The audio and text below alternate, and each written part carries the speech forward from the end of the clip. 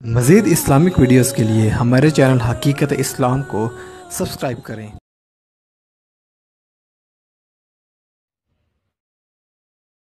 باقی رہی بات میلاد کی، لوگ پوچھتے ہیں میلاد کس نے منایا؟ میں نے کہا ساری کائنات میں، سن لے بات ریکارڈ ہو رہی ہے، کچھ لمحوں بعد نیٹ پہ جائے گی، بغیر دلیل کے بات نہیں کرتا۔ ساری کائنات میں سب سے پہلا میلاد میرے نبی کا خود خدا نے منایا ہے۔ پھر سن لو، کائنات میں میرے نبی کا پہلا میلاد خدا نے خود منایا۔ کب منایا؟ جب آدم بھی پیدا نہیں ہوئے تھے۔ بات کسی حدیث سے نہیں ثابت کر رہا، حدیث میں ہو تو کچھ لوگوں کا بہانہ ہوتا ہے، پتہ نہیں ضعیف بھی ہو، قرآن کی آیت کو تو کوئی ضعیف نہیں نہ کہتا۔ میں نے آپ کی خدمت میں آل عمران کی آیت نمبر 81 نمبر آیت تلاوت کرنے کی سعادت حاصل کی۔ رب نے نبی کے میلاد کو منانے کے بعد آخری کتاب میں وحی کی صورت میں وہ روز ازل کا واقعہ اپنی زبان سے خود بیان فرمایا، اور فرمایا محبوب کو مخاطب کر کے، اے میرے نبی، اے میرے محبوب، یاد کرو وَإِذْ أَخَذَ اللَّهُ، اے محبوب یاد کرو۔ اب میجر صاحب اور میں داتا صاحب جائیں اکٹھے 2-4 دنوں بعد ملے تو میں تو کہوں یاد کرو۔ جب ہم داتا صاحب گئے تھے، اور اگر بقش صاحب میں ہمارے ساتھ نہیں تو میں ان کو کہوں گا جناب یاد کرو، جناب میں نے یہ کو یاد نہیں کرنا۔ یاد اسی کو کرایا جاتا ہے جو واقعہ کے وقت موجود ہو۔ اللہ رب العالمین نے 2 جلسے کیے، 2 جلسے۔ ایک جلسہ کیا تو وہ پہلے کیا، وہ جلسہ توحید تھا، اس میں ہر آدم کے بیٹے کو بلایا، اس میں نبی بھی تھے، رسول بھی تھے، ولی بھی تھے، غوث بھی تھے، کتب بھی تھے، اس میں تہجد گزار بھی تھے، پرہیزگار بھی تھے، نیکوکار بھی تھے، گناہگار بھی تھے، سیاہکار بھی تھے، مسلم غیر مسلم جو بھی آدم کی اولاد ہے۔ پہلے جلسے میں ہر آدم کے بیٹے کی روح کو بلایا، واقعہ رب نے قرآن میں بیان فرمایا۔ اللہ تعالیٰ نے فرمایا سب کو بلا کر، الستو بربکم، کیا میں تمہارا رب ہوں یا نہیں؟ قالوا بلا، سب نے کہا یا اللہ کیوں نہیں، تو ہمارا خدا ہے۔ یہ تھا جلسہ توحید، بیان کرنے والا خدا، سننے والے صرف نبی نہیں، انبیاء کے علاوہ رسل بھی ہیں، ولی غوث کتب، نیکوکار، سیاہکار، بدکار، پرہیزگار، سارے موجود ہیں، اور سارا جلسہ عام ہے۔ آدم علیہ السلام کا ہر بیٹا موجود ہے، چاہے وہ منکروں میں ہو، کافروں میں ہو، مسلمانوں میں ہو، متقیوں میں ہو، پرہیزگاروں میں ہو، سارے موجود ہیں۔ سب نے کہا قالوا بلا، یا اللہ کیوں نہیں، تو ہمارا رب ہے۔ جلسہ برخاست ہو گیا، رب نے فرمایا جاؤ چلے جاؤ۔ کچھ عرصے بعد رب نے دوسرا جلسہ بلایا، کال گئی۔ اب انویٹیشن کارڈ ہر بندے کو نہیں تھا، یہ جلسہ خاص تھا، یہ انویٹیشن کارڈ صرف ان کو ملا جن کو رب کی بارگاہ سے نبوت اور رسالت کا تاج ملا تھا۔ اب جب دوسرا جلسہ بلایا، اس کے شرکاء تو میں عام بندے نہیں، زید عمر بکر نہیں، بلکہ اس جلسے کے شرکا صرف انبیاء ہیں۔ اللہ نے اپنے محبوب کو فرمایا وَإِذْ أَخَذَ اللَّهُ سورہ آل عمران آیت نمبر 81، اے میرے محبوب یاد کرو یاد کرو۔ یا اللہ میں بیٹھے وہاں یاد جو کرا رہا ہے، یا اللہ محبوب تھے وہاں، فرمایا جن سے وعدہ لے رہا ہوں آدم سے لے کر روح اللہ تک، اگر وہ تھے تو اس نے کیوں نہیں ہونا تھا؟ سبحان اللہ، بات سمجھ رہے ہو بھئی؟ جن سے وعدہ لے رہا ہوں اگر وہ تھے تو اس نے کیوں نہیں ہونا تھا؟ اس لیے تو یہ نہیں کہا کہ میں واقعہ سناتا ہوں۔ اللہ نے فرمایا وَإِذْ أَخَذَ اللَّهُ، اے میرے محبوب یاد کرو۔ یا اللہ کیا فرمایا؟ أَخَذَ اللَّهُ مِيثَاقَ النَّبِيِّينَ، یہ ذہن میں رکھتے جانا، نبیین کے اوپر الف لام ہے۔ میں آگے جا کے وضاحت کرنا چاہتا ہوں۔ النبیین وَإِذْ أَخَذَ اللَّهُ مِيثَاقَ النَّبِيِّينَ، النبیین کے اوپر الف لام ہے۔ الف لام جب داخل ہوتا ہے تو نکرہ کو معرفہ بناتا ہے۔ اللہ تعالیٰ نے جب سارے نبیوں سے میثاق کا پختہ وعدہ لیا تھا، اے انبیاء مجھ سے پختہ وعدہ کرو، لما آتیتکم من کتاب و حکمہ، جب میں رب تمہیں کتاب و حکمت دے کے دنیا میں بھیجوں، نبوت و رسالت عطا کر کے بھیجوں، لما آتیتکم من کتاب و حکمہ، آگے فرمایا ثم، عربی گرامر کو اگر ٹچ کرو تو ثم کہاں آتا ہے؟ ثم تاخیر ما تاکید کے لیے آتا ہے۔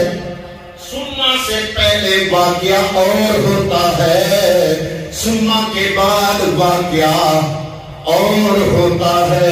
وَإِذْ أَخَذَ اللَّهُ مِيثَاقَ النَّبِيِّينَ، ایک بات یاد رکھنا ہے کہ النبیین کے اوپر الف لام یہ معرفہ ہے۔ وَإِذْ أَخَذَ اللَّهُ مِيثَاقَ النَّبِيِّينَ لَمَا آتَيْتُكُم مِّن کِتَابٍ وَحِکْمَةٍ، جب میں تمہیں کتاب و حکمت دے تمہیں یاد رکھنا ہے آگے کیا ہے؟ ثم، کیا ہے؟ یا اللہ یہ ثم کے بعد کوئی اور واقعہ ہے؟ ثم بتا رہا ہے آدم سے لے کر روح اللہ تک سب نبیوں کا آنا اور ہے، اور ثم کے بعد جو آ رہا ہے اس کا آنا الگ ہے۔ ثم پھر ثم جاءکم، پھر آ گئے تمہارے پاس۔ اب وہ یاد جو میں نے آپ کو کہا تھا یاد رکھنا، نبیین کے اوپر الف لام ہے، الف لام نے النبیین کے لفظ کو معرفہ بنا لیا۔ ثم آگے رسول، رسول کی رے کے اوپر الف لام نہیں ہے، النبیین معرفہ تھا، وہ آدم سے لے کر روح اللہ تک سب کو اس معرفہ میں ڈال دیا۔ اب جو آ رہا ہے، جو آخر میں آ رہا ہے، ملک وال ایک محفل ہو رہی تھی تاجدار ختم نبوت کی، اس میں میرا بھی خطاب تھا، میں نے وہاں یہ نکتہ بولا، میں نے کہا ثم، پھر جو آیا اس کا تذکرہ کر کے رب نے فرمایا اس کے بعد اب کوئی نہیں آئے گا تو قیامت آئے گی۔ ثم جاءکم رسول، رسول کے اوپر الف لام نہیں ہے، لام کے اوپر دو پیشیں ہیں، ان کو عربی گرامر میں تنوین کہتے ہیں، اور دو اصول ہیں عربی گرامر میں. ایک یہ ہے کہ جب اسم نکرہ ہو، جب اسم نکرہ ہو اور اسم نکرہ کے آخری حرف کے اوپر تنوین آ جائے، تنوین کہتے ہیں یا تو زبریں آ جائے یا تو پیشیں آ جائیں، اس کو تنوین کہتے ہیں. تو اصول یہ ہے، یونیورسل ٹروتھ ہے یہ اصول. گرامر کا مسجدوں کے بدلنے سے بدلتا نہیں، عقیدوں کے بدلنے سے بدلتا نہیں، جماعتوں کے بدلنے سے بدلتا نہیں، فرقوں کے بدلنے سے بدلتا نہیں. گرامر کے اصول یونیورسل ٹروتھ ہوتے ہیں، یہ بدلنے کے قابل نہیں ہوتے، یہ ایک ہی ہوتے ہیں. رسولون، جب نکرہ کے آخری حرف کے اوپر تنوین آ جاتی ہے تو عربی گرامر کے اندر ترجمے میں عظمت کا اظہار کیا جاتا ہے. یا اللہ راز کیا ہے؟ نبی دین کے اوپر الف لام ڈالا، یہاں ایک رسول ہے، الف لام ہٹا دیا، لام کے اوپر دو پیشیں ڈال دی. فرمایا بتا رہا ہوں النبی دین آدم سے لے کر روح اللہ تک ہیں وہ بھی شان والے. تل کر رسولو فضلنا بعضهم علی بعض، ہیں عظمتوں والے. پر نہیں، اب جو آ رہا ہے یہ عظمتوں والوں کا علاقہ آ رہا ہے. سبحان اللہ. ثم جاءكم رسول، اے نبیوں مجھ سے وعدہ کرو جب تمہیں کتاب و حکمت دے کے بھیج دوں پھر تم میں عظمتوں والا رسول آ جائے. سبحان اللہ. یا اللہ وہ دوسری عظمتوں والے نہیں فرمایا، میں نے کہہ دیا ہے قرآن میں تل کر رسولو فضلنا بعضهم علی بعض، سارے ایک دوسرے سے بڑھ. ہم چھوٹے چھوٹے ہوتے تھے تو ہماری مسجد میں کئی نعت نعت پڑھا کرتے تھے، اب وہ مجھے یاد آئے. یوں تو سارے نبی محترم ہے مگر، یوں تو سارے نبی محترم ہے مگر، سرور انبیاء تیری کیا بات ہے. محبوب خدا فقط تیری ذات ہے، تاجدار انبیاء تیری کیا بات ہے. فرمایا ہے عظمتوں والے پر النبیین وَإِذَا أَخَذَ اللَّهُ مِيثَاقَ النَّبِيِّينَ، اے انبیاء مجھ سے وعدہ کرو کہ جب میں تمہیں لَمَا من کتاب و حکمہ، جب میں تمہیں کتاب و حکمت دے کے بھیجوں، ثم پھر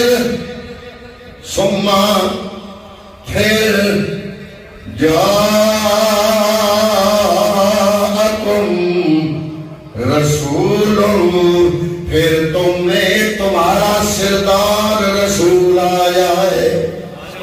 اور وہ جو آئے گا وہ تمہاری تنقید نہیں کرے گا، تمہاری کمی بیان نہیں کرے گا. مصدق ما معکم، وہ آنے والا تم سب کی تصدیق کرتا ہوا آئے گا.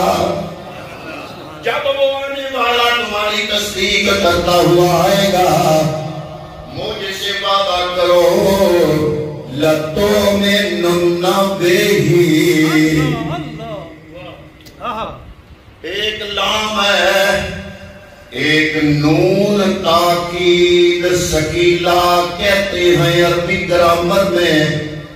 جب نون تاکید ثقیلہ آ جاتا ہے تو پھر وہاں تاکید کا اظہار ہوتا ہے.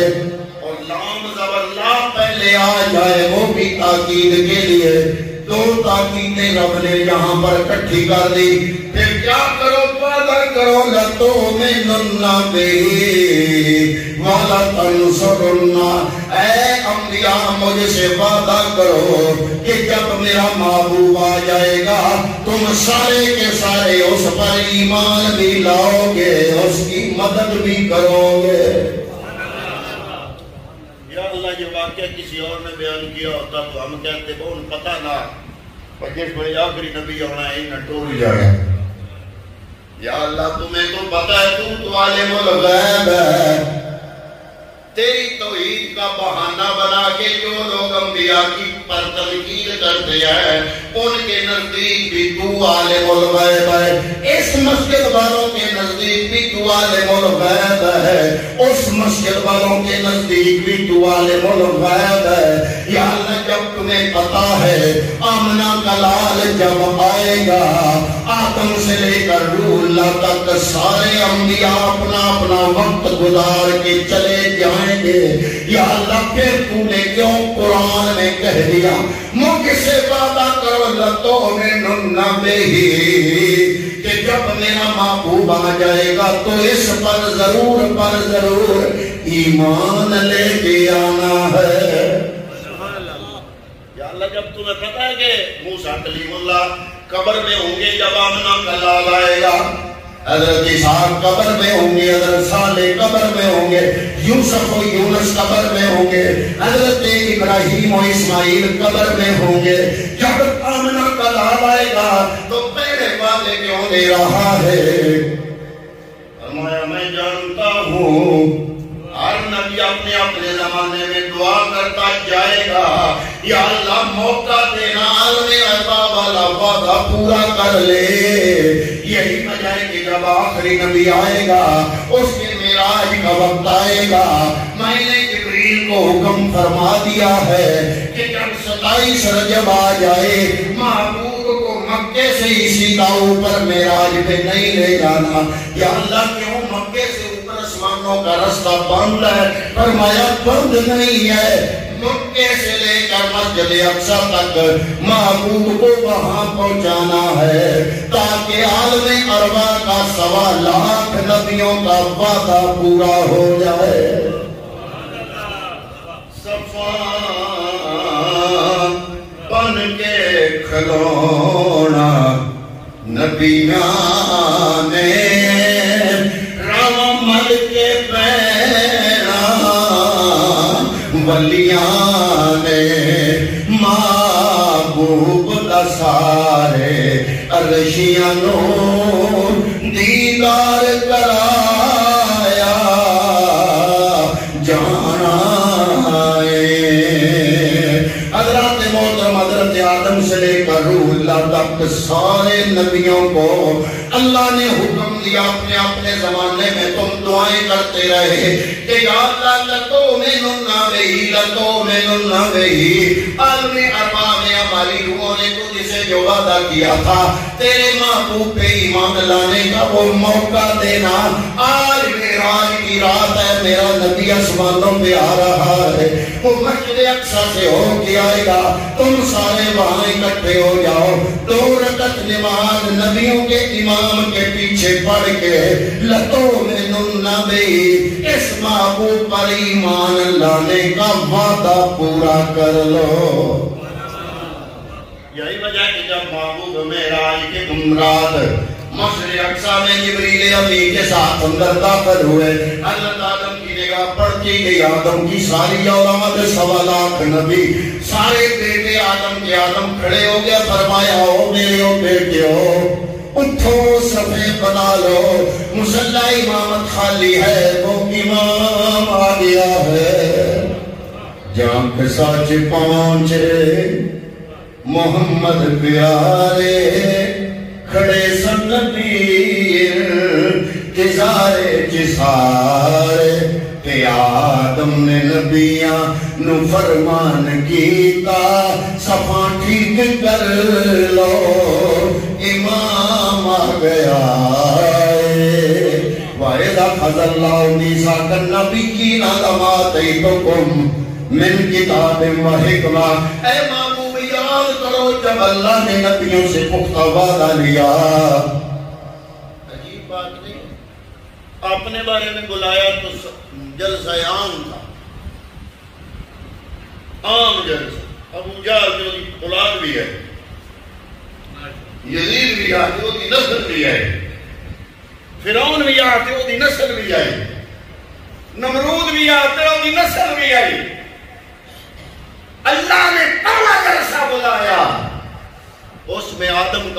بیٹا تھا، جب دوسرا بلایا تو انویٹیشن کارڈ صرف انبیاء کو دیے۔